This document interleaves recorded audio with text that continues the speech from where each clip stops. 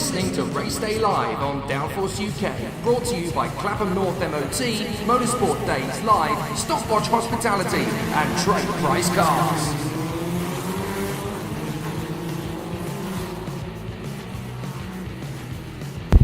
Hello everybody, good morning and welcome to the PF International Circuit here in Lincolnshire, and welcome to you from everybody around the circuit, from the Trent Valley Kart Club organising the meeting and helping us out. It is a fantastic start and a fairly balmy, breezy day here for the first round of the Two-Toe Money Super 1 British Karting Championships. I'm Jake Sanson. Beside me here in the commentary box is Chris McCarthy, and we have got a fantastic day of motor racing ahead of us. Chris, it is great to see you once again, buddy. Great to be here. Good morning to everyone around the circuit. Welcome to another season of the Super 1 British Championships. And what a way to get us underway this morning. Senior Rotax, 70 drivers entered. It's got to be the biggest grid we've perhaps ever had in the class. So 3 groups of qualifying to get us underway there. We've already had, of course, some qualifying yesterday afternoon. The Rotax classes will qualify this morning before we go into racing at about lunchtime, starting with Junior X30. But yeah, it's brilliant to be here. Packed grid in across all the classes, and it's going to be fantastic racing. So our attention, of course, will turn first of all to Rotax Senior Max for ages of 16 and over, of course.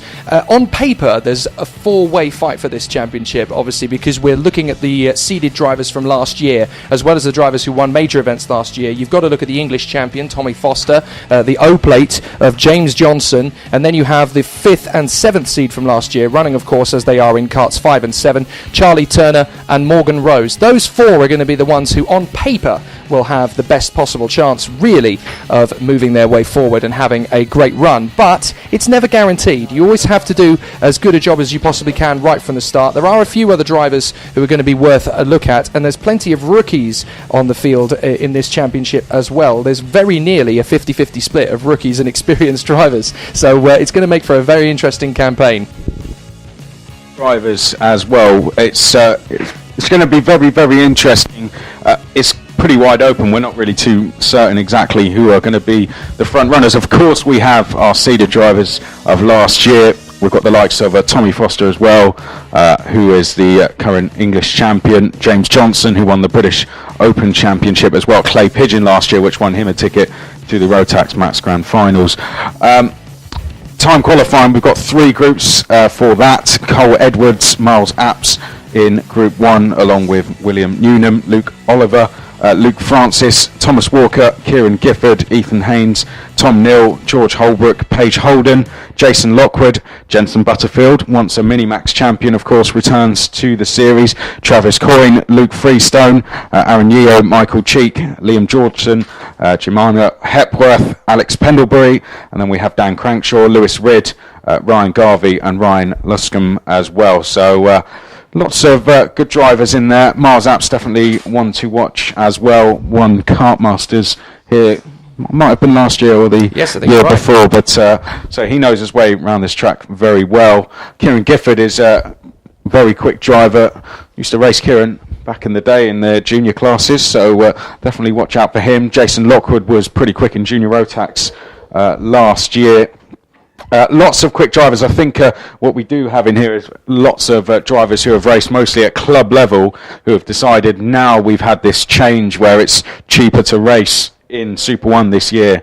They've decided they're going to give it a go, and they're the ones that are going to be, the ones to watch out for. We know the likes of Jenson Butterfield, Miles Apps are going to be quick, but there's some names in there that perhaps won't jump out of the page to us, but they could perhaps be the main ones to watch. Well, that's the real difference in the 2018 season, this cost-cutting measure to really bring in new talent, and it really has worked. I mean, it was only a matter of weeks into the 2018 season that most of these grids were full up. I mean, it is fantastic to see the burning wealth of talent we've got here. Over 300 drivers in the paddock this weekend, and that just shows you the incredible draw that the British National Championships brings to these classes. You know, it's the main championship. It's the one everyone wants to win. Everyone really looks forward to Super One. We've been building up to it for a number of months now. And I know we've had, of course, Alan Taylor doing his build-up shows and him trying to pick out some ones to watch. I think for him was... Yeah, not that Josh Rowledge was happy about his choices. Yeah, particularly very difficult.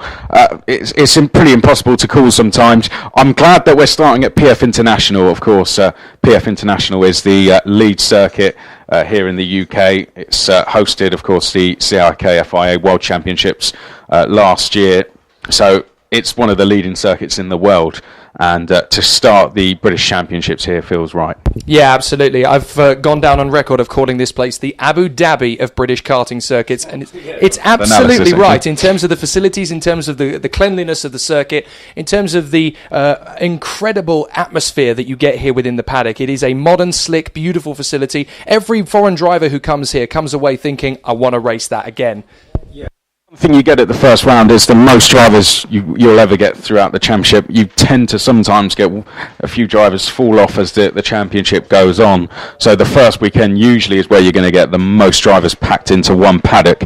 And for that, you need a very good paddock. You need a big paddock to hold all of the drivers and teams that are here. So I think it was a very good decision made by the championship to come here for the first round. And of course the racing, very, very good round here. You've got this first sector. When we come off the Lichfield Bridge, then you've got the two hairpins, always a lot of overtaking going on into there.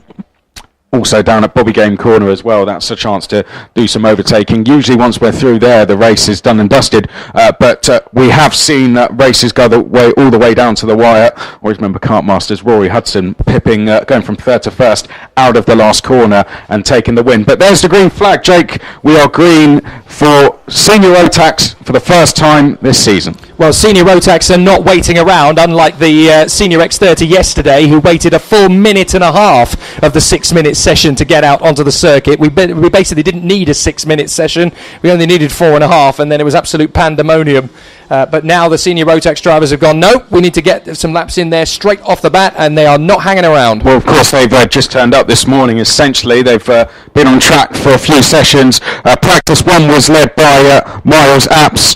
Practice 2 was led by Joe Turney. Miles Apps got a 58.8, Joe Turney a 58.5, and as the track continued to get quicker, Charlie Turner, quickest in practice 3, 58.5. Practice 4 was Tommy Foster was quickest, the English champion, at 58.44. So at the moment, that is the time to beat. I guess for us, that is what we're going to base ourselves off. We'd expect that time to drop in this session, but we've got a bit of a basis. All the drivers would have looked at that practice 4 timesheet and gone, right, if I can get a 58.4 on my dash, then I know I'm doing pretty well. So I guess that'll be an aim for them as we complete the first laps and start what will be the first real flying laps.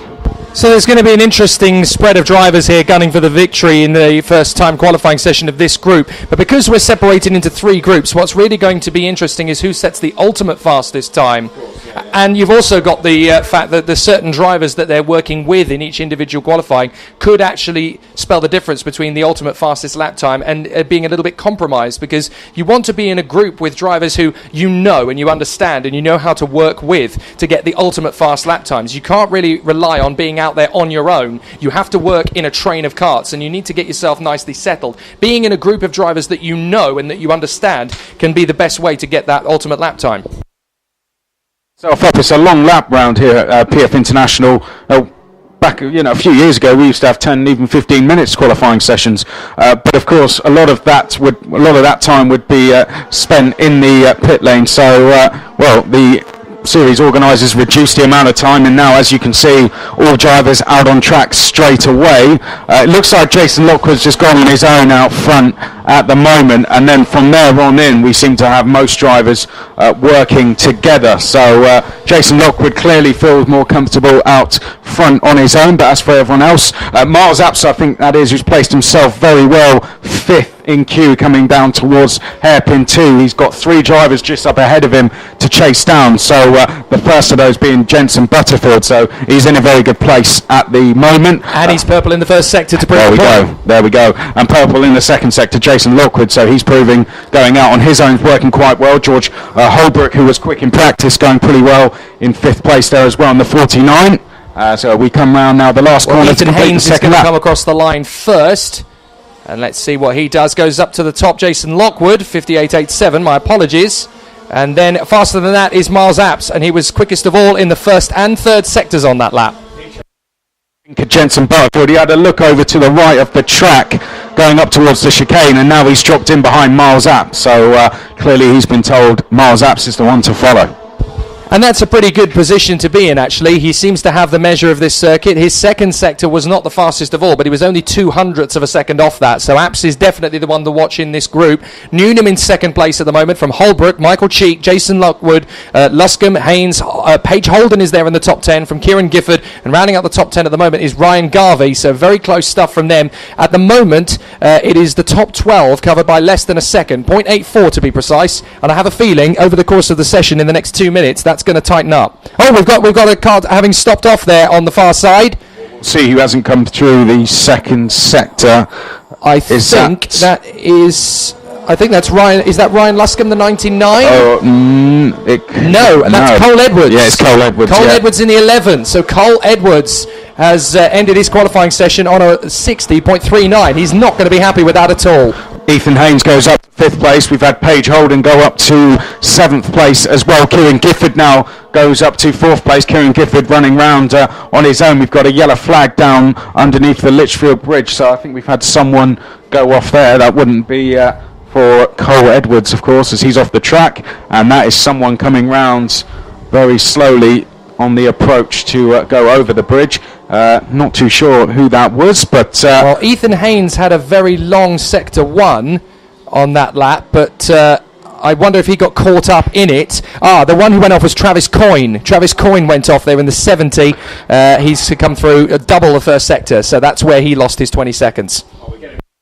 Last laps of the session, and across the line, Alex Pendlebury leads this queue in towards the first couple of corners. Miles Apps is going to go for a move going underneath the Litchfield Bridge. Apps currently leads the way then, 58.38 is the time to beat, so we're just beating that time we saw in practice of a 58.44. Mechanical flag for the number 99, which is Ryan Luscombe, so he's not going to be able to set a new fastest lap, but it's Apps, Newnham, Holbrook, Lockwood, Gifford, Butterfield, who's climbed up well. Then it's Cheek, Haynes, Holden and Luscombe. Well, George Holbrook is the fastest in the 1st sector of all, having put in a 20.52.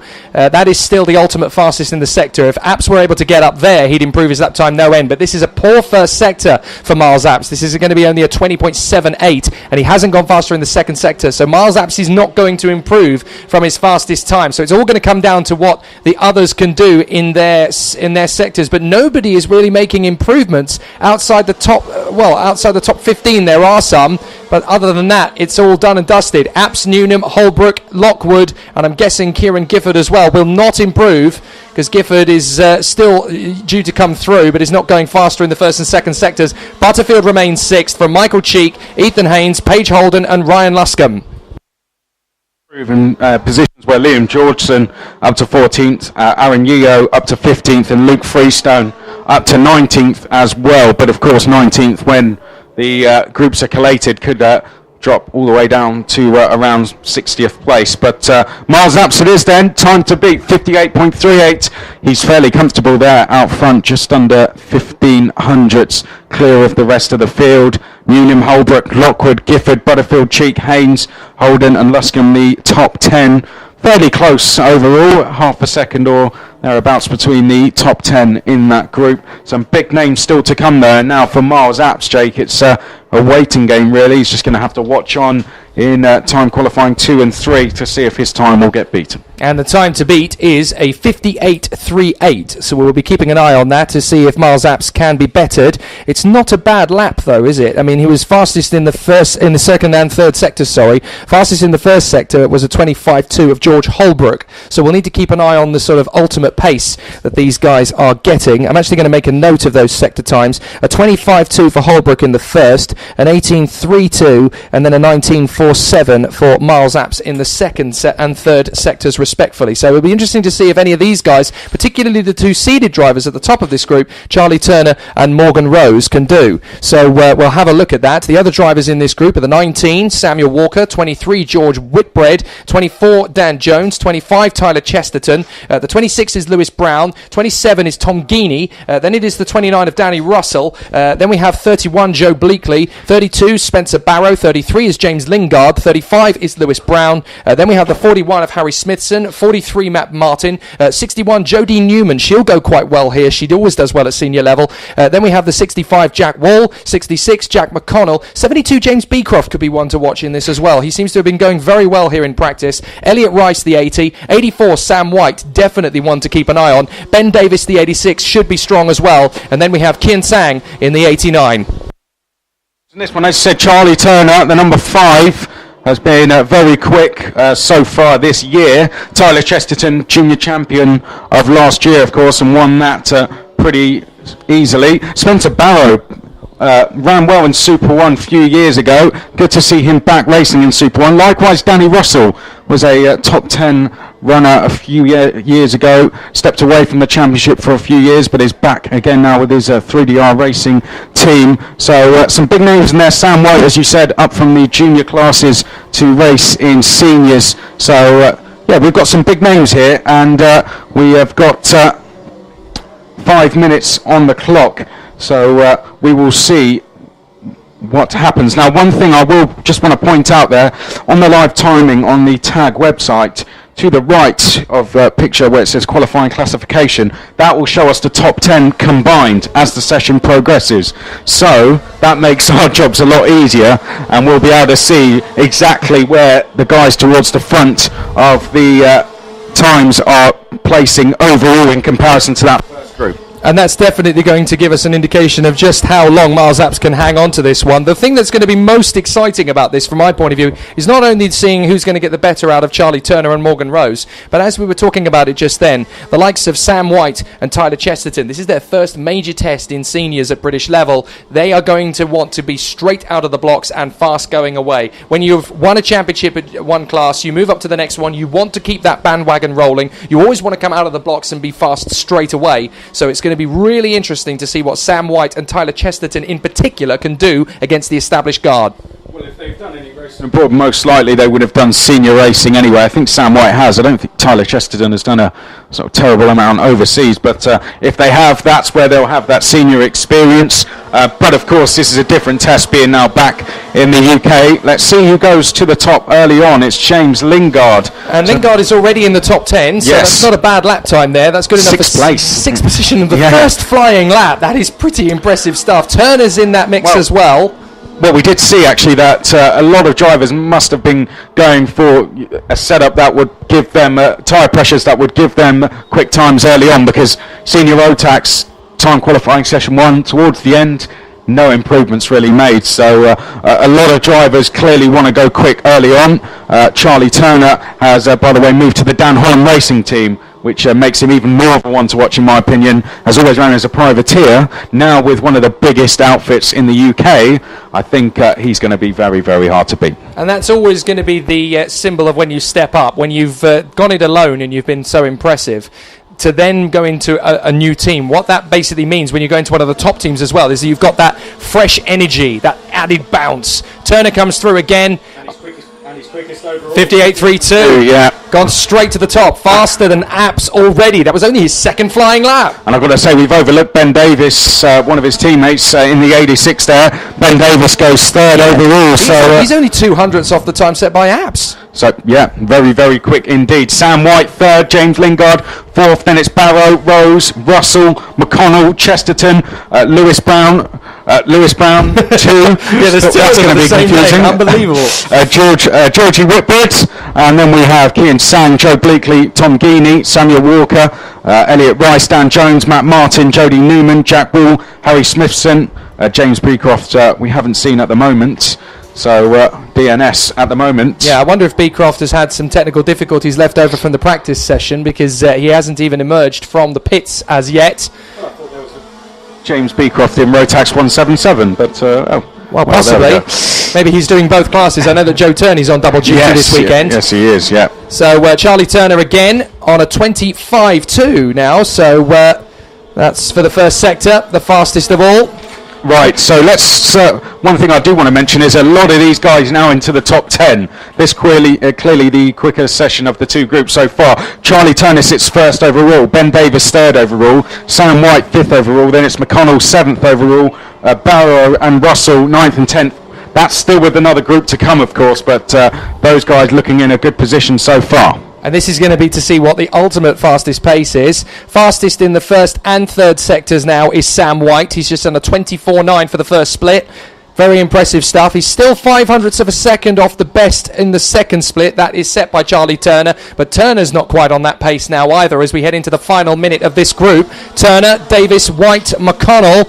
Barrow is fifth from Russell, Lingard, Rose, Chesterton and Brown. Oh, up to the top 10 comes Kian Tsang. So Tsang has got himself a 58.81 there. That is 0.12 faster than Chesterton in the top 10 with the first of the Lewis Browns, the number 26 for the reference. Chesterton now breaks into the top 10 in ninth place, and the number 26 Lewis Brown breaks into 10th position. The 35 Lewis Brown, for those interested, is there in 13th. That's going to get confusing. I think one of them is going to have to be Brown and the other Lewis Brown. By the way, Sam White's gone up to fourth place overall with that last time he did. Stays third in this group, but irrelevant really. Fourth place overall is what he'll be more focused on. So Turner first overall, Davis third overall, then it's White fourth overall, McConnell seventh overall, Barrow and Russell ninth and 10th. McConnell, a name not hugely familiar to me, but this is what we were talking about, those club drivers who have come to Super 1, perhaps the ones to watch. And here we go across the line, Jake, to complete the session. No improvements for anybody in the top 5. So Turner, Davis, White, McConnell, Barrow remains as was. Danny Russell remains 6th from Lingard, Rose. Chesterton and Brown should still be there in 9th and 10th. Got a good start for both White and Chesterton, though, in the top 10 and within 0.4 of a second of Turner's best time. That is exactly how they wanted to start their senior Rotax careers, because you want to be right at the front at the first hurdle and to be within half a second of Charlie Turner, who was obviously one of the top 5 last year. That's a great start to senior Rotax from their point of view. Yeah, I think the only driver improving on that last lap, well, we had Dan Jones, Jody Newman were the only improvers. That might mean, we've got drivers here that I was speaking to a couple of the senior Rotax drivers this morning. Some of them aren't really familiar with the circuit and haven't done a lot of racing. I think we've got to remember this is only their third time, I think, on circuit. So a lot of those drivers will be improving at the end of the session because perhaps they're still learning the track. They may have tried a completely new setup for this session. Of course, drivers towards the front who are more experienced, maybe they haven't had to do as much prep, but so it's unsurprising to see some of the drivers down the field there improving on that last lap. But we now know our top 10 overall going into the third session, which is Charlie Turner with a 58.32, Apps with a 58.38, Ben Davis with a 58.4, then it's Sam White 58.48, Newnham with a 58.52, Holbrook with a 58.56, McConnell a 5.8, Lockwood a 6.0, a 6.1 for Barrow, 6.6 for Russell. Here we go for the last session. And it's going to be an interesting one because we've got the English champion and the British Open champion leading them out, Foster and Johnson. Then it's Harry Canham in the 15, 22 Sam Baker, 36 Peter Jeans, 38 is Tom Edmonds, 42 Taylor Adams, 47 Alexander Baker, 48 is Ben Donkin, 54 is Luke Wooder, a very talented racer is Luke Wooder, 56, Mark Ross. 57, Jason Coughlin. 63, Reese Hunter will be an interesting one in this group as well. 64, Alexander Kirkwood. 69, Daniel Devereaux. Is it that Daniel Devereaux? Is it the one I'm thinking of? Goodness me, that's going back to the Lewis Hamilton days if it's the same one. Anyway, 71, Rob Ellis. 78, Jack Tritton. 79, Joe Turney. 81, Harriet Stiles. Then 85 is Daniel Yowd. From 87, Matt Jones. 92, Bradley Barrett. And 93, Tom Darcy. If that is the same Daniel Devereaux I'm thinking of, I watched him when I was in my teens, Daniel Devereaux, and it's going to be very interesting to see how he can cope with the current grid. As we've seen a lot of the Rotax drivers coming from. Tommy Foster, by the way, unbeaten since he's gone into senior Rotax.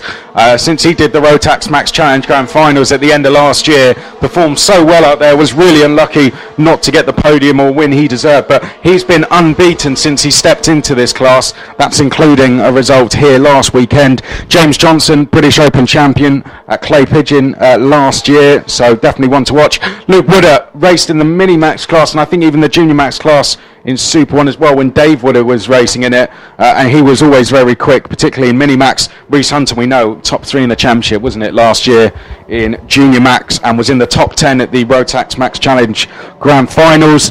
Joe Turney, well, we know he's going to be quick, of course. He's a former champion in Super 1. 2 years ago he was the junior champion and the BNL karting series champion as well, so we know he's going to be quick. Likewise, Bradley Barrett, very quick in junior Rotax last year, went out into the grand finals, did really well out there. He's got a lot of European racing experience. Bradley Barrett has looked very quick at the club meetings leading up to this event, so I wouldn't be surprised to see him challenging for pole position. Perhaps this is the strongest group overall. I've got to say there's some big names in this one, and at the front you can just see them lining up. This could be what we see in the final, Jake, come Sunday. Yeah, this is a preview, isn't it? We've got Johnson, Foster, Barrett, Turney. Yeah. Wouldn't be surprised if that was if that's 1, the top 2, 3, 4 4 going into the final on Sunday afternoon. I'm going to be very, very. It's going to be a very surprising one, but at the same time, it's completely expected. Turney has drawn first blood in the qualifying session and has gone straight into the top 6 already. Foster 10th. Well, there you go. That's only the first flying lap, and that gives you an indication of just how fast these guys are going to be from this group. Turney, Foster, Reese Hunter in third. Good start from him. Barrett, Wooder, James Johnson, the O-plate. Then Ross, Darcy, Edmonds, and Yowd at the moment. Here comes the second flying lap. Barrett pops straight up with a 58.53. Joe Turney responds with a 58.33, and that is second already. 100th off of Charlie Turner. Wow. Yep, surely this is the lap where Joe Turney takes pole position overall. He comes off the Litchfield Bridge. He's got the likes of Bradley Barrett in his sights. So in this session we've got Joe Turney second overall, Bradley Barrett 7th overall. He's third in queue, heading down towards that second hairpin, and leading the way Tommy Foster 8th overall. Perhaps if he was chasing rather than leading, he may be in the top 5, but that's down to him whether he wants to drop in behind the likes of James Johnson and Bradley Barrett. Your top 10 in this session: Turney, Barrett, Foster, Hunter, Johnson, Yowd, Ellis, Wooder, Darcy and Kirkwood. I was interested to talk to Joe Turney yesterday after his qualifying session yesterday. He was not happy with the way his pace was going in the other class. He was about 7/10 away from pole position. This is going to give him so much of a burst of confidence as he now goes ultimate fastest, 58.26, with a personal best of all in the second split. So that puts him 0.2 of a second clear of Hunter alone in that session. That is absolutely incredible. Where has he found that extra 0.2 of a second from? Those top 3, I think it is. He's not exactly getting a toe as such, but you can see he's closing them down every sector. He's getting a lot more confident. He loves the Rotax classes. He prefers the Rotax classes to the X30 classes, does Joe Turney. And as we said, a former champion, a former British champion, a former BNL karting series champion. Could have almost been a world champion had he had a bit more luck out at Sarno a couple of years ago. But Joe Turney loves this class. I think it's showing.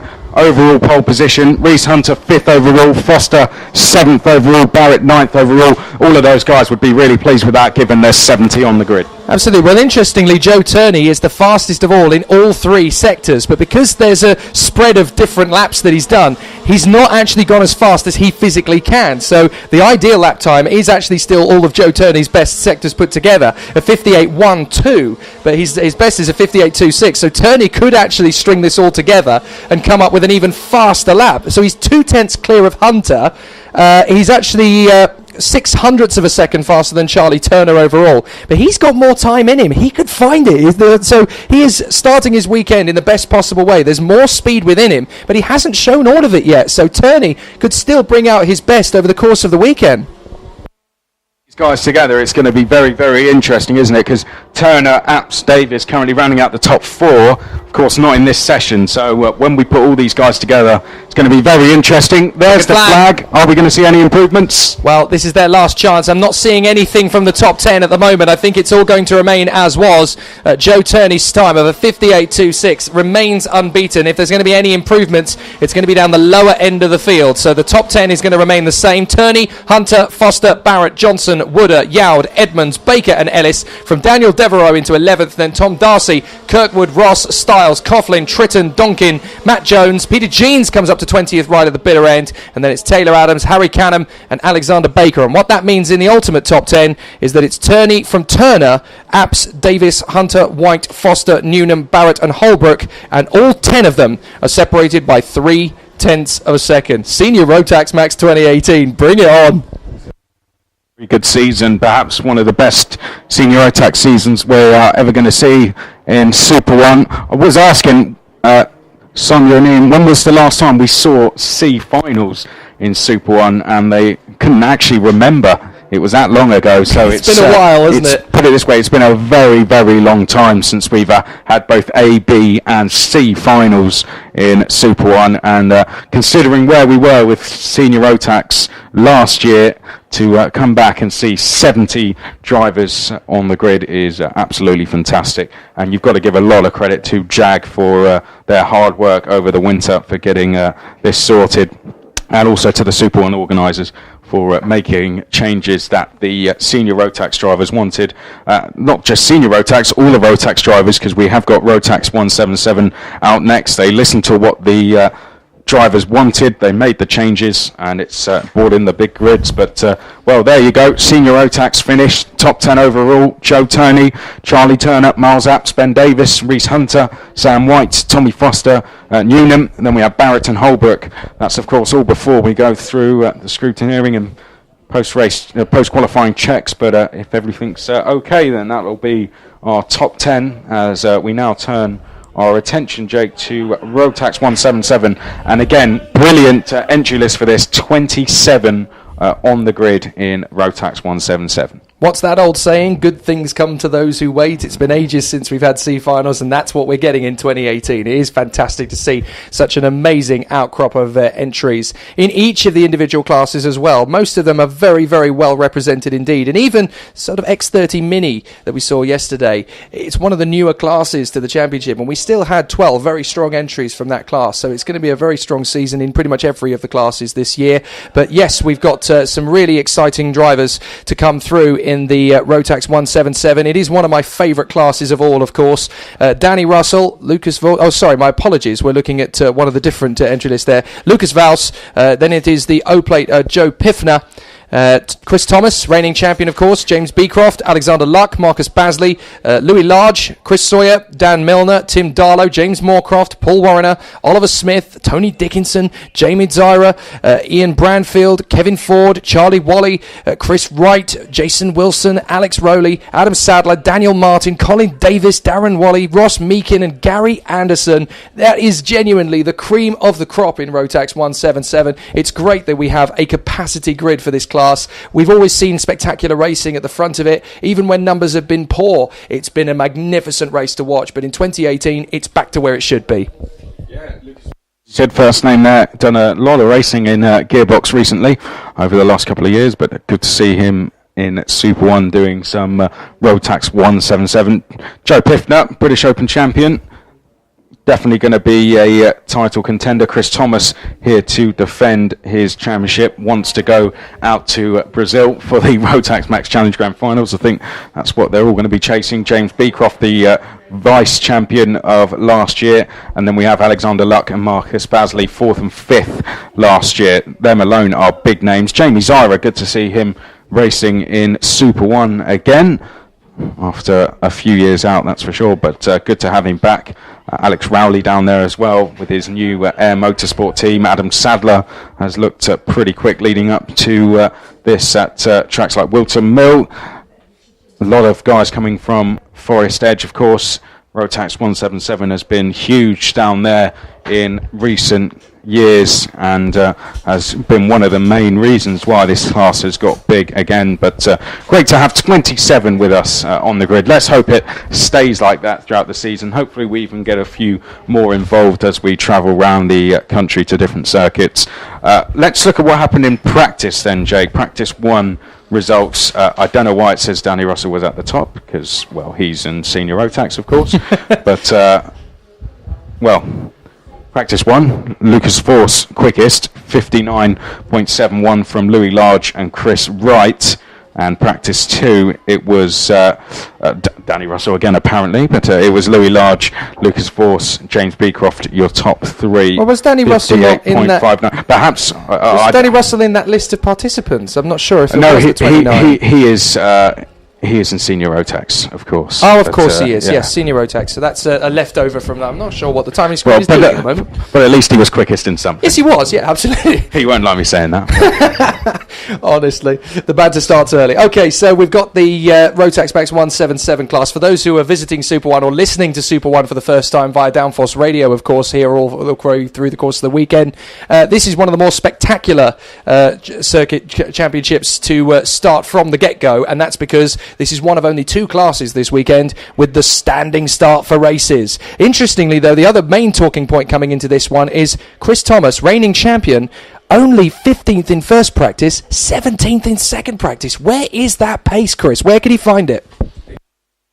Something very obvious, that he wasn't exactly chasing a quick time. Perhaps, he hasn't been here for a while and is just finding his feet once again.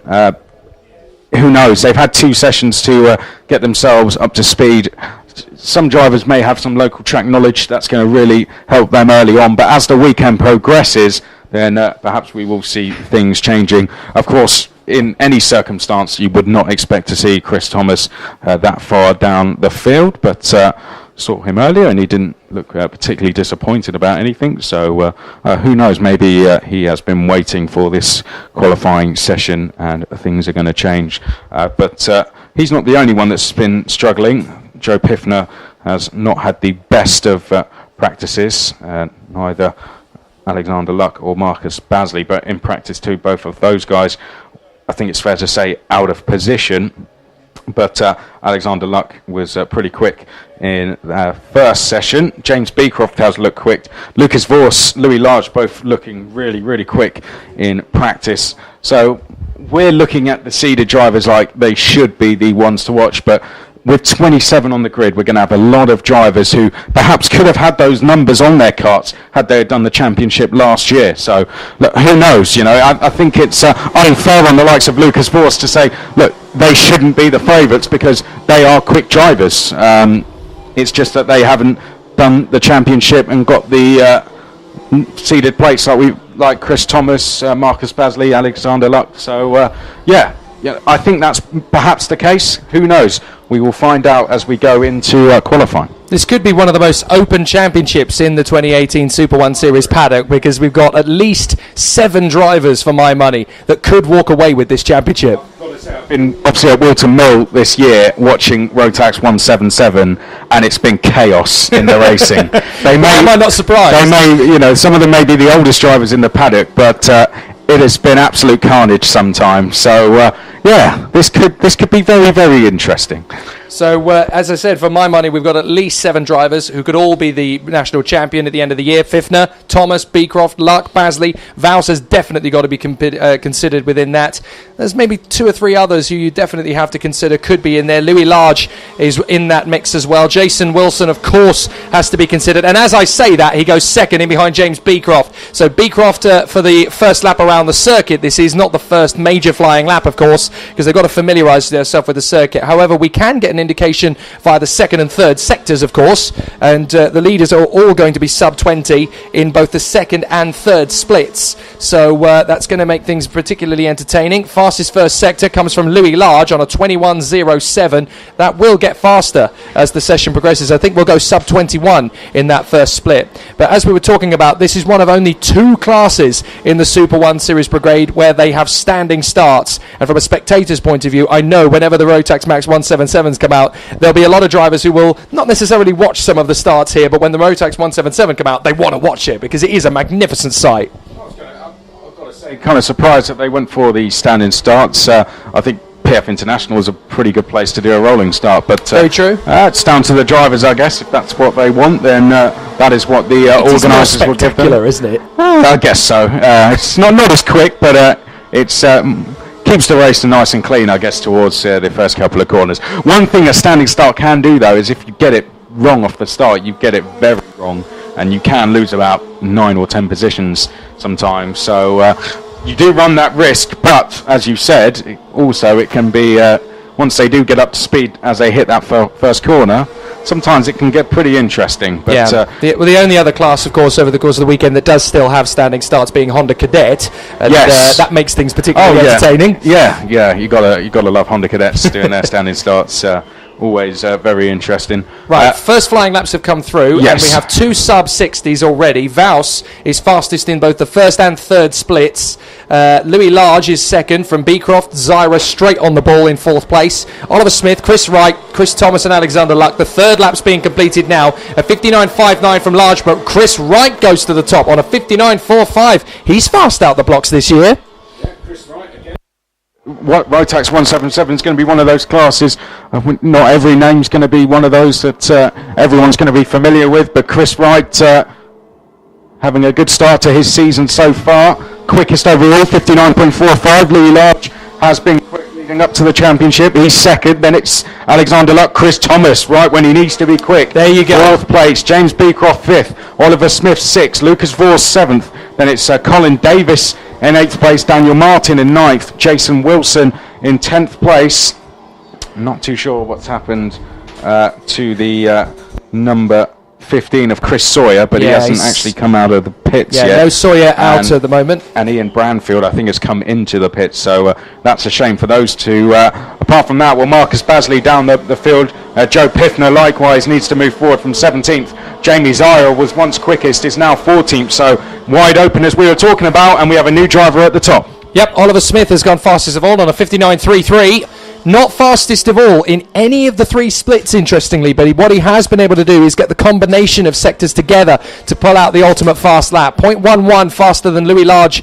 Chris Wright is a further 100th back. Alexander Luck is only 200ths further back. That is less than 0.15 of a second, covering 4 drivers. Then it's Chris Thomas back into the top 5. James Beecroft, Lucas Vaus, Colin Davis, Adam Sadler and Joe Piffner back into the top 10 again, so that's him making the progress he needs to. Martin, Wilson, Moorcroft, Wally, Zyra, who was up in the top 2 at one point. Anderson 16th, then Rowley, Dickinson, Basley a long way down in 19th. Then Darren Wally in front of Meakin, Warrener, Milner, Darlow, Ford, Branfield, and of course we've not had a time from Chris Sawyer, and we're not likely to now either because we're into the final minute and he hasn't set any laps at all. Louis Large comes across the line at 59.35. He's so close to that top line. 200ths of a second off the fastest time by Oliver Smith. Look at that, 600ths now for Chris Thomas. This is so close. 1400ths between the top 5. We did say it's going to be a pretty wide open class, and the 177 drivers making our predictions are very good at the moment as drivers make their way down towards that first hairpin for the last time. Smith, Large, Thomas, Wright, Luck. Beecroft isn't too far behind in 6th, and it's Moorcroft, Vos, Davis, Joe Piffner starting to move up the order now. He's up to 10th place. They are all fairly close together here going up towards that chicane, so I think a lot of drivers are going to be slowing themselves down on this last lap, but I saw Piffner there in a pretty good position. He may try and break into the top 10, but Jake, there goes the flag. Rotax 177 qualifying coming to an end. This is going to be a close one. It's a fine line between tough and crazy, and at the top of the table, they're flirting with it right now. Smith across the line.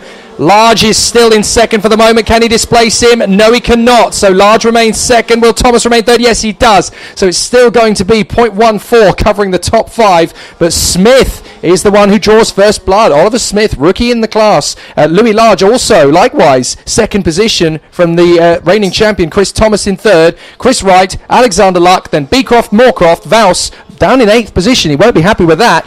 Davis in 9th, and Joe Piffner, the Open champion, in 10th place from Martin, Sadler, Wilson, Anderson, Charlie Wally, Zyra, Rowley, Dickinson, Darren Wally, Basley, 20th position. That is not the way he wanted to start his qualifying campaign for the season. Ross Meakin, Paul Warriner, Tim Darlow, Dan Milner, Kevin Ford and Ian Branfield with Sawyer yet to lap.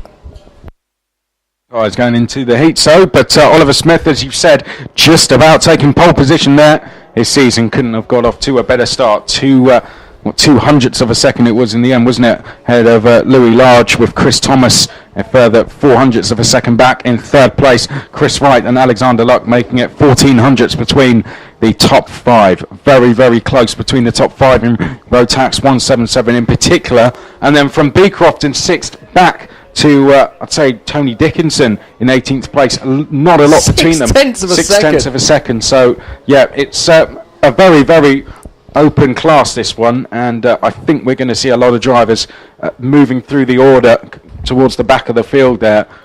Some drivers out of position. At the front, though, we've got 5 drivers who could win the first heat later on. So, I'm looking forward to Rotax 177 this season.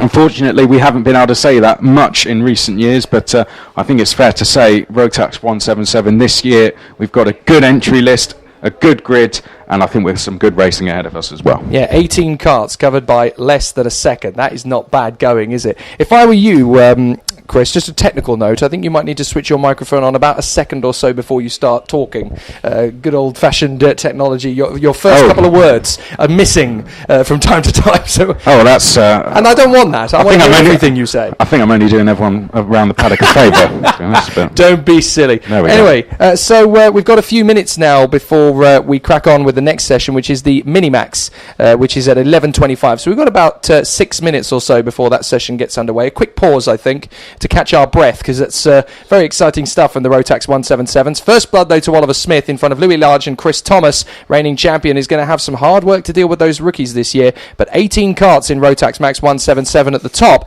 covered by less than a second. Game on for 2018.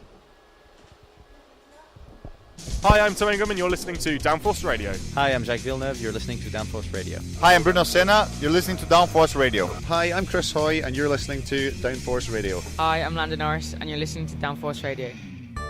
With 30 years of racing experience, Kato Motorsport regularly takes young racers to the top step of the podium at Super 1, LZM, Rotax Cup, Kart Masters and at karting clubs around the country.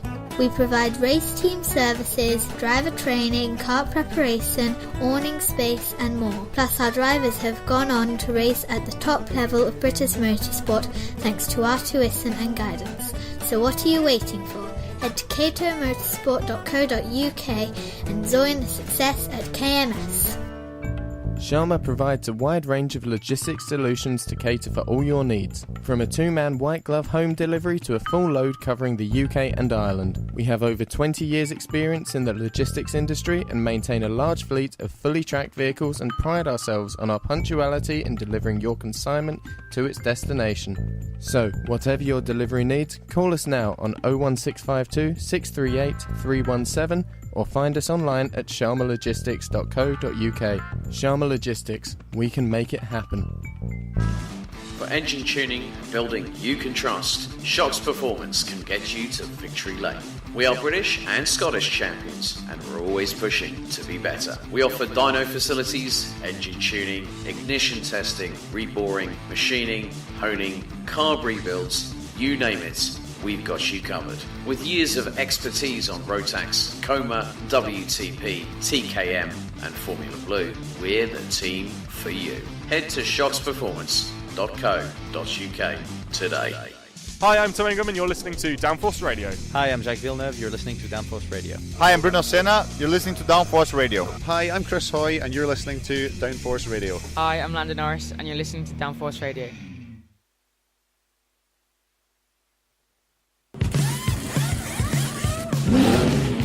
You're listening to Race Day Live on Downforce UK, brought to you by Clapham North MOT, Motorsport Days Live, Stopwatch Hospitality and Trade Price Cars.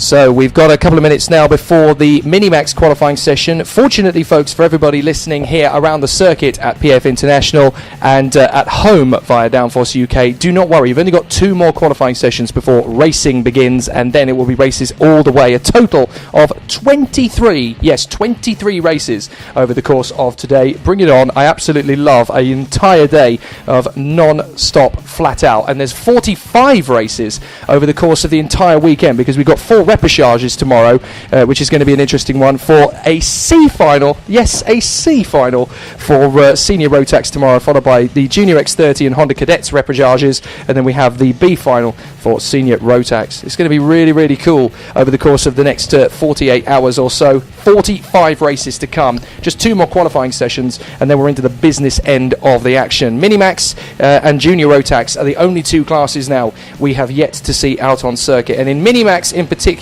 this year could be quite an interesting one. We've got a lot of new faces all gunning for that top spot. None of the seeded drivers are back, which means that it's kind of open season for everybody else, and I have a feeling it's going to be unpredictable this year. There's 14 very talented drivers here for this first round. Nobody's really too sure who's going to be the first of the out of the mix. Chris, could you put a name on it? I think there's a lot of drivers in there brand new to Super 1, and I remember being brand new to Super 1. It's a lot to get used to. It's the whole timetable of the event. It's the atmosphere as well. You're amongst the best drivers in the country, some of the best in Europe, if not the world, and it's that to take in at first. Then you've got the whole qualifying, the heats format, the 2 finals as well. Long races come Sunday. For a lot of these drivers, they're going to be completely brand new to all of this. Perhaps a lot of them having just raced at club level for a long time, and now this is going to be a very competitive grid, I think, but a lot of new faces. So how do we call it? I think that we only look back at practice to see who was quickest. Marcus Littlewood always goes very well in this class, particularly over at the likes of Wilton Mill, has been winning everything there, and he was second in the first session and quickest in the second session. Max Edmondson quickest in the opening session and second in the second session. So straight away you'd say those 2 looking very, very close. The 2 privateers. Miles Barthorpe, as the Coles Racing driver, was third in the second practice session and third in the first practice session. So those 3 at the moment, the top 3 in practice, but all of this could change going in towards qualifying. As I said, 14 drivers on the grid, which is very positive. That's probably over double what we had last season, which is great to see. And getting new faces into the championship is always good, because going forward, these guys could be fighting for a Junior Max title in, let's say, 2-3 years' time. So at the moment, they're preparing themselves by going into the Mini-Max class. They're going to be fighting for the championship, some of them having perhaps just come out of IAME Cadet or Honda Cadet. So some of them may be fresh to the class. I know the likes of Marcus Littlewood is experienced in the class. He'll be looking to go and win the title this season. But some of the drivers here may have fought for club titles, but fighting for a British title is a lot different. And you, unlike me, Chris, obviously have a prior experience of racing in this paddock for the first time. What goes through your head over the course of a weekend like this, when you know you've obviously got your own ability as a driver to come back on, but when you're up against this minefield of unknowns, I mean, what goes through your head? I mean, you've got to perform right from the word go, and you have to bring it out of yourself. What goes through your head through all that? I mean, the first thing to get used to is, Marcus Littlewood there's had a spin going into the second. Well, that's very interesting, actually. Yeah, going in towards the second hairpin. And he's struggling to get out. He's struggling to get out, so he's going to have to get out the car. And what's going to be going through his head now is a lot of panic to try and get back on the circuit. Yeah, that is a very high-profile error, having been fastest and second in the 2 practice sessions. This is a big problem for Marcus Littlewood, but what he has to do is get back in the kart, deep breaths, get on with it. I'd say wait for the rest of the pack to catch him back up, drop back into where he was going to do, which looked as if he was originally going to try and follow Max Edmondson. But I'd say the first thing is getting used to qualifying. If you haven't raced with the majority of these drivers before, who do you follow? Who don't you follow? Do you try and follow someone? Do you go on your own? It's something very hard to get used to. I was never the best of qualifiers. I only really had 2 or 3 qualifying performances that were particularly good. So definitely that's the first thing you've got to get used to. And then it's the racing. During a race at club level, if you know all the drivers, you'll know the ones who you're going to overtake, the ones you're going to work with, the ones, if you get overtaken, I'll follow him or her. So I think it's all of that to try and get used to. You need to try and get an eye for your competitors, the ones that you are going to be up against, whether that's for 1st, 5th, 10th place, and take it from there, round by round. I think is the best way to go about it, and just try and improve as the season goes on. Well, drivers are now completing their first flying lap. It's going to be Max Edmondson who comes across the line first, and he's done it in a 63.92. Miles Barthorpe immediately goes quicker. Brodie Trahorn is in 3rd position. Alexander Hughes comes up to P4 now from Sam Gornall. Charlie Knight, Sean Cuss, Callum Wysin, Ellis Paleo, the Polish racer Maciej Hemera. Then it is Archie Kitching, Jack Finch, Jed Murphy, Marcus Littlewood. Archie Kitching goes up to 3rd place. Finch pops himself up into the top 10. What is Littlewood going to do on his first flying lap? Because as you said, he's out there on his own. If you look at his livery when he comes past, Chris, he's got an amazing Senna tribute car. It's the Spirit of Senna team. It is the Spirit of Senna team, and it looks absolutely superb. He's in 7th place already, so he's a second off the pace. So I think you might be right. He needs to ultimately get himself into a position to challenge with the draft. I mean, but then again, it's probably his first time qualifying at Super 1, perhaps one of his first times qualifying ever.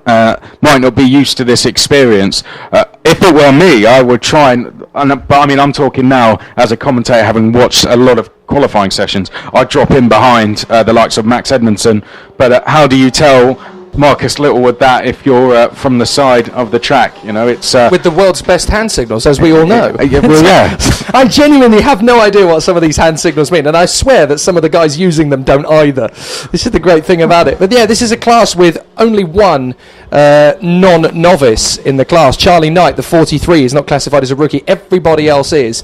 But again, you know, you have an experience and advantage over me in that, you know, my Super 1 experience is predominantly the finals. So I know how to race in the final, but I don't really know how to handle myself in a qualifying session. How do you best go about that preparation? I mean, it's like I've said, it's a hard thing to do. What I tried to do myself was practice it in the practice sessions. You know, take that as imagine this was a qualifying session. How do we go about this? And then, likewise, in a practice session, let's start from the back and pretend this is a heat and we've had a bad qualifying session and try and work our way through the pack. So that's how we tried to practice it. Of course, you don't get a lot of time. So say you have a 10-minute practice session, let's use 5 minutes of it only and treat it as a qualifying session. You know, drop the pressures, whatever we're going to do to imagine this is a qualifying session. So that's kind of how we went about it. But it's one of those things, some drivers are good at it, some drivers aren't so good at it. Well, check out the pace of Miles Barthorpe at the moment. Fastest of all fantastic. In every sector. 0.7 of a second clear of everybody else. That is a country mile by comparison to the rest of the karting industry. Max Edmondson is 2nd. Archie Kitching 3rd from Gornall, Littlewood, Brodie Trahorn, Charlie Knight. Then it is Jack Finch from Cuss, Wysin, Paleo, Hughes, Hemera and Murphy. But Barthorpe 0.7 clear. That is astonishing setup work. Looks like Miles Barthorpe is just following Max Edmondson at the moment, really benefiting from following Edmondson as we come down the start-finish straight with Coles Racing as well. So with a very experienced team, with a British Championship winning team as they go through the first couple of corners, and that's working for him at the moment. Max Edmondson has improved on times there, likewise Sam Gornall, but still half a second behind. But Miles Barthorpe, that strategy and following Max Edmondson really working for him at the moment. They're the only two drivers to duck under 22 seconds. They now swap positions on the road, and that is obviously going to now benefit the other in the same way. Is it? Well, because this is the last lap, they're running out of time, so I'm not sure it's going to work out for them. But interesting that those are the only two who have really got under 22 seconds. I stand corrected. Gornall's at that sort of pace now as well. 21.99, personal best for him. And Charlie Knight's just popped up with a 21.94. Fastest of all in the first sector. If he can string this together, he could go top. Yeah, it could go well at the end. Got about half a lap to try and do that. Where is Marcus Littlewood? Oh, well, to be fair, Marcus 5th place. That's pretty good considering what happened to him at the start of the session. His session is done. Here we go across the line, though. Barthorpe ahead of Edmondson, half a second it remains. Gornall up to second though. Gornall splits them. So Gornall on a 62.65 gets there into second position. Kitching is going to remain in fourth, is he? Well, he is on a personal best in the second split. Can he go higher? Can he push into the top three? Comes across the line now, not quite. No, his final sector was the best he's done, but not quite good enough to displace the three in front. So it's Barthorpe from Gornall, Edmondson, Kitching, Trehorn and Littlewood remains sixth in the end. Charlie Knight in seventh place, fastest of all in the first sector though, but Miles Barthorpe is just so strong in that second sector, as is Gornall. That's where they made up all that time. Edmondson likewise, actually. Alexander Hughes is eighth from Ellis Palayo, Sean Cast, Jack Finch, Callum Voisin, Machi Hemera and Jed Murphy. So there's your grid. 3 seconds covering them all, and not bad going from the start of the season. I mean, in Minimax, you shouldn't find someone that much quicker than the rest of the field, so that's going to worry the likes of Sam Gornall and Max Edmondson. But to be fair, once Miles Barthorpe had caught Max Edmondson, took him a while to actually go past and then try and extend the gap. So I think we're going to see a closer race than the times are suggesting at the moment. But you've got to give credit to Miles Barthorpe, played his tactics perfectly, half a second clear of everyone. Perfect start to the season. And there's 100th of a second between Kitching, Trehorn and Littlewood. How on earth do you separate them going into the race? Yeah. That's 100th of a second between all three of them. And and obviously Littlewood quickest in one of the practice sessions earlier. Charlie Knight showed really good pace there towards the end of the session, 7th place overall. I think this is what we'd expected to see, a lot of inexperience in this class in terms of Super 1. So although we have a very spread out field, just over 3 seconds between the whole field, I think that will really close up as we move into the racing. So one more qualifying session to go then, and that is the final class for qualifying Junior Rotax, and it's been a very interesting build-up to this one. Plenty of talented racers in the Junior Rotax class, of course, as there always has been. We've seen many drivers come out of Junior Rotax and go on to massive things, and this year should be no exception. We've got 3 of the seeded drivers from last year who will be big news over the course of the season. Finley Bunce, Guy Cunnington, James Lowther. Those 3 will really be the ones pushing, but there are a few drivers outside of that seeded bunch who could be worth a watch as well. Declan Lee for Project One Racing, very talented youngster. Alex Bentley, always very strong, the privateer from Southampton. I've got a little bit of an eye on Matty Hingley. His progress moving up to Junior Rotax has been astonishing. He's been cleaning up at the Manchester and Buxton Karting Club up at Three Sisters in Wigan, and that kid's got something, and it's a chip off the old block as well, because his older brother Ben Hingley, of course, was a runner-up in Super 1 to Guan Yu Zhou 5 years ago, and Ben Hingley is now in European F3. Yeah, FIA F3, yeah. Of course, as you said, Bunce, Cunnington, Lowther, Matthew Collins, the Scottish champion, is here. Ben Burgess, very quick driver there in the number 13. Then we've got Tom Adams, who took victories in Minimax last year, so definitely one to watch there. Cameron Thompson in the 26. Who else have we got? Alex Eads, of course, was a very quick racer in the Honda Cadet class. Did some OK junior stuff last year. Now in the 61, they're racing in Junior Max. I think it was Mini Max as well last year. Alex Eads. Oakley Pryor from the Clay Pigeon Kart Club has had a very good winter season. Definitely will be strong. So watch out for Oakley Pryor. The Clay Pigeon circuit has been sending some very talented drivers to Super 1. There's two other names I've really got an eye on, and that is Klaas Koika in particular. He'll be a strong one, the 77. And Kai Hunter. You took the words out of my mouth. Kai Hunter is going to be a very, very strong competitor for the championship. I've got to say, Kai Hunter came out to, I think it was the B&L karting series, and was absolutely fantastic in the Junior Rotax class, although he was racing in the UK in Minimax and was taking podiums all of last season. Abroad, he was racing Junior Max on a regular basis, so he's not coming into this championship inexperienced in this class. He is experienced in this class. He's beaten some of the best European drivers in this class, so don't expect for him to take some time to get up to speed. But as we have been doing throughout all of the qualifying sessions, let's turn to practice. And there we go. Guy Cunnington, Oakley Pryor, Matty Hingley. I've got to say, good stuff there, because I had no idea that he was brother to Ben Hingley. He's been keeping himself rather quiet on the club scene for the last 2 or 3 years, Matty Hingley, but there are some people even suggesting that he's faster than Ben at the same age. That's similar to what Ben did, from what I remember. He kept himself quiet at Wigan for a bit, and then moved up. But popped up in Super 1 in 2012. Boom, podiums and victories. Yeah, I think he was. Did he win it or was he vice champion? He was vice champion in 2013 to Guan Yu Zhou, who of course also races in European F3. Yeah. Well, there we go. They've moved up pretty well, haven't they? Yep.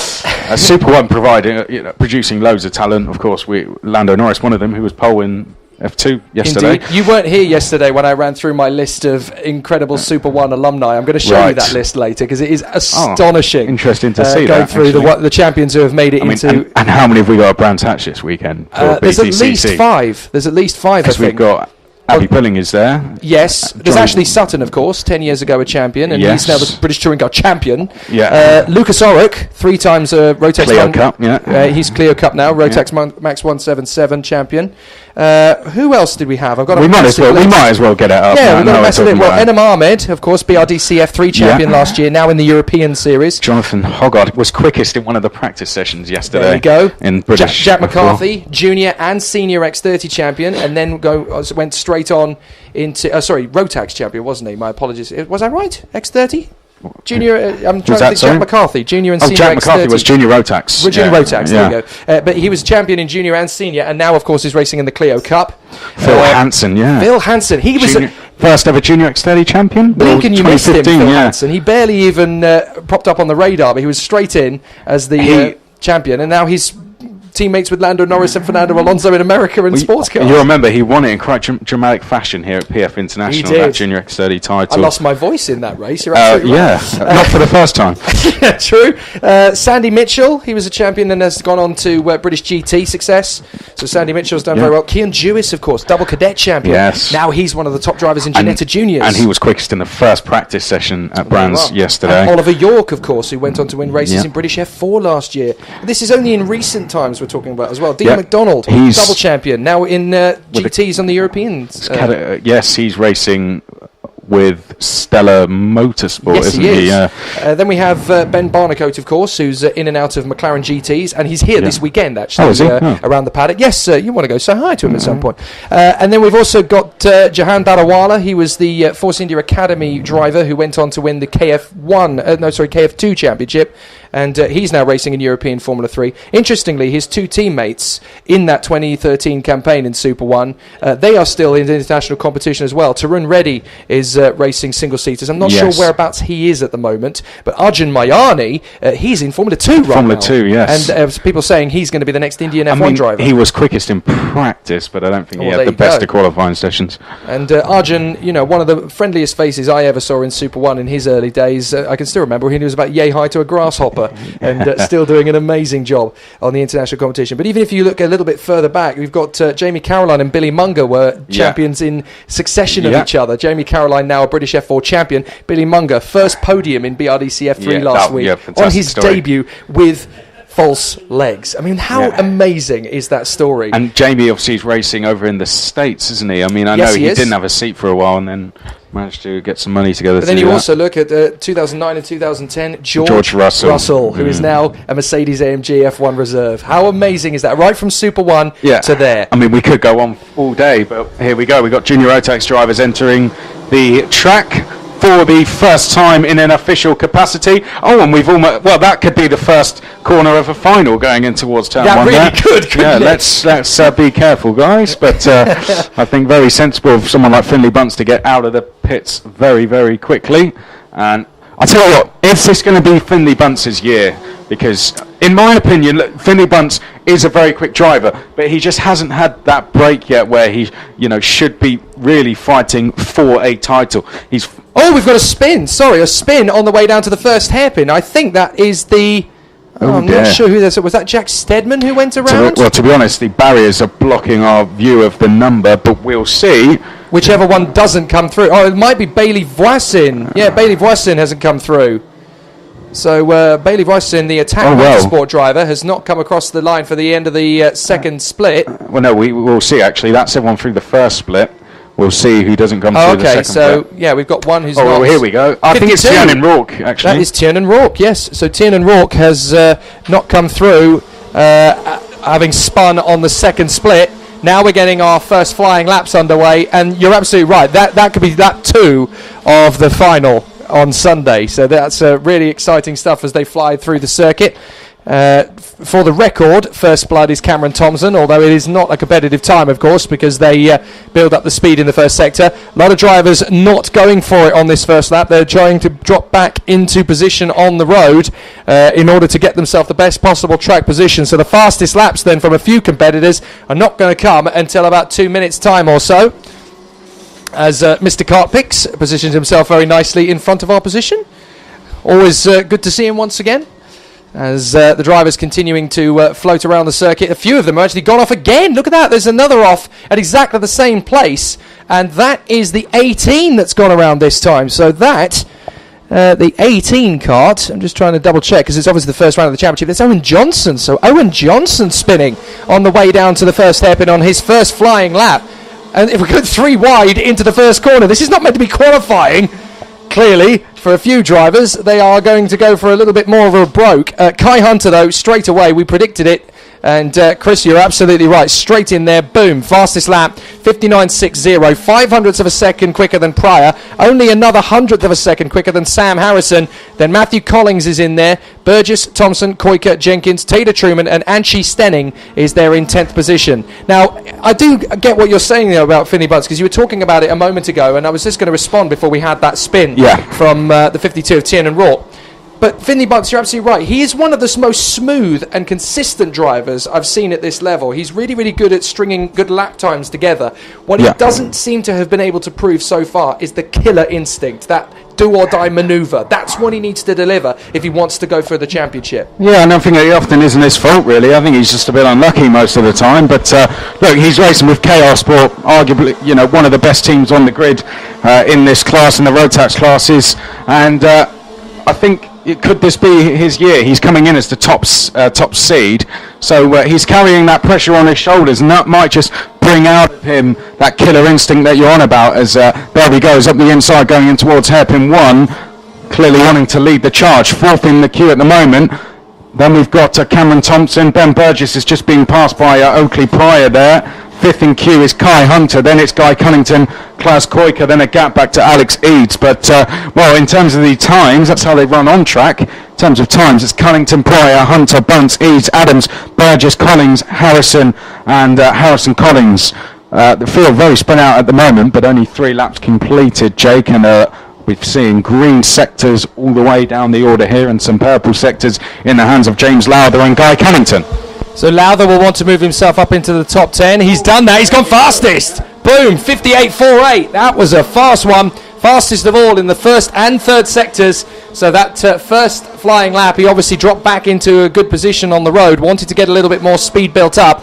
Lowther now in front of Cunnington, Pryor, Tom Adams in 4th place. Then it's Eads, Hunter, Hingley, Bunce, Sturgis and Stedman, with Harrison and Matthew Collings next. Then it's Owen Johnson, Sam Harrison, Taylor Babs, Klaus Koika, Cameron Thompson, Hugh Lawrenson, Josh Powell, Ben Casely, Harvey Edmondson, Anchi Stenning, Declan Lee from Alex Bentley, James Watson, Tiernan Rourke, Connor Merrifield, Ryan Taylor Truman, Will Jenkins, Ruben Brown, Harry Newman Oakley and Bailey Voisin. 32 drivers covered by 2.36. Well, there we go. Very close at the front, isn't it? James Lowther doing a very good time there. Of course, he'll be trying to go for the championship. Guy Cunnington 2nd. Oakley Pryor is 3rd. Adams Eads. Here we go then to start the last lap, as across the line, leading the charge is Finley Bunce. And Jack Stedman going into the top 10 there, goes to 8th place. James Watson is up to 24th place. A lot of drivers not going quicker on that lap. Oh, Harry Newman Oakley, big improvement. Goes up to 18th place. Does Newman Oakley believe he is just up from Minimax this season, as the top 5 make their way down towards the second hairpin.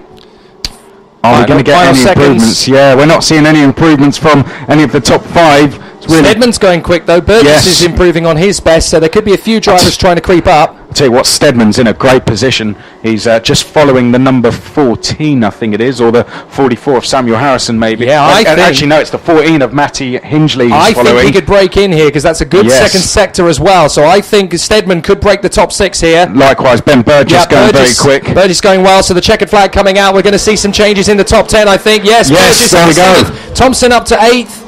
Thompson up to 9th place, sorry. We're still waiting for a couple more to come through, but Lowther is the fastest of all. Lowther on a 58.48 from Cunnington, Oakley Pryor, Tom Adams, Alex Eads, Kai Hunter. Up to 14th comes Anshi Stenning. So Stenning for Coles Racing has come up into 14th place. Good work from Anshi. Then we have... just behind Hingley in 8th place, we have Thompson, Stedman, Bunce, Harrison and Matthew Collins, Angie Stenning, Owen Johnson, then Harrison, Babs, Koika, Casely. Newman Oakley rounds out 20th in the end, and he is the only other driver within a second of first position. 20 karts, less than a second, and the entire grid now, Chris, covered by 1.64. That's 32 drivers in junior Rotax. Wow. Yeah, well, this is going to be a brilliant class to watch this season, but James Lowther, it is who draws first blood. He and Guy Cunnington got an edge over the rest of the field for certain there. Oakley Pryor just had an off on the penultimate lap coming off the bridge there, and that seemed to just set him back slightly. Made a couple of mistakes on that last lap as well, particularly through the second hairpin. So I think there's more time in Oakley Pryor. Tom Adams will be pleased with 4th place, having jumped into the class this year. Alex Eads 5th, Kai Hunter 6th, Ben Burgess 7th, Matty Hingley 8th, Cameron Thompson 9th, Jag Stedman 10th. Now, disappointed drivers, well, amongst those Finley Bunce definitely down in 8th place. Matthew Collins perhaps in 13th place, would have hoped to have been a bit higher. Klaus Koika got involved with a battle with Guy Cunnington towards the end of that session and is 18th place. So the one to watch, I think it's fair to say. Those drivers, I think, Jake, the ones that will be disappointed with that. But with a grid that competitive, you're always going to get drivers out of position. And I think we're going to see quite a few drivers working their way through the field as the early races progress. So, qualifying is over for the weekend, folks. It's racing all the way from now on, and there are 45 of them over the course of the weekend to come, 23 of them today. Racing will kick-start here at 12:15. We'll be going back onto Downforce Radio's airwaves just a short time before that, but we'll take a quick breather for sandwiches and a quick sip of water, and we'll come back here at the PF International Circuit and the Trent Valley Karting Club here for the first round of the Super 1 Series, courtesy of Cato Motorsport on Downforce UK, and myself and Chris McCarthy will be back in just a short while. Hi, I'm Tom Ingham and you're listening to Downforce Radio. Hi, I'm Jacques Villeneuve, you're listening to Downforce Radio. Hi, I'm Bruno Senna, you're listening to Downforce Radio. Hi, I'm Chris Hoy, and you're listening to Downforce Radio. Hi, I'm Landon Norris, and you're listening to Downforce Radio.